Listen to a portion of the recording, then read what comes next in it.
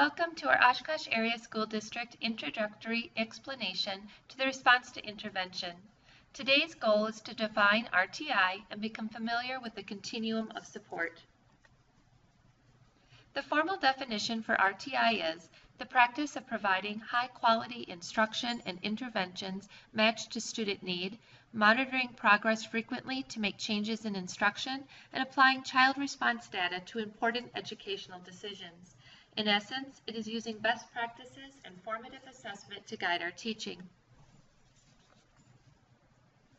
The continuum of support is the graphic we are utilizing in Oshkosh to highlight the different interventions and support we provide students. The blue, purple, and green print are all part of the universal instruction, while the orange and red print describe the more intense phases of intervention.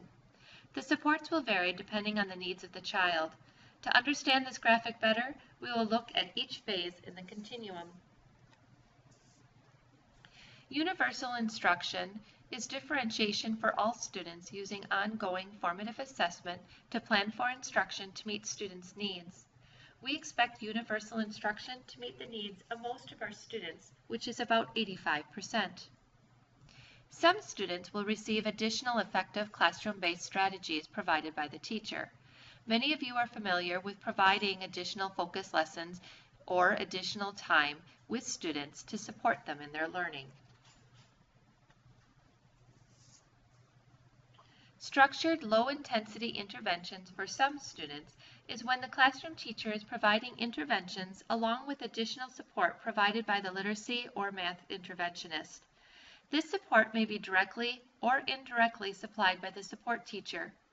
Indirectly means that the classroom teacher and support teacher are working closely together to help support students who are struggling or students who require additional challenge. If students are continuing to struggle after the teacher has been providing structured low-intensity interventions and need more structured moderate interventions, they'll be screened using the Formative Assessment System for Teachers, also called FAST. Please note that this is the case except for students receiving reading recovery and math recovery in first grade, as this is an intervention we give students to be proactive in their young lives. Additional information will be shared with you regarding FAST in the near future. The structured moderate intensity interventions are provided with more time, more explicit teacher-led instruction, more scaffolding with additional feedback, and frequent progress monitoring. At these levels, running records, AVMR scores, etc. will continue to be utilized for informing instruction. Progress monitoring with FAST may be added if determined to be necessary.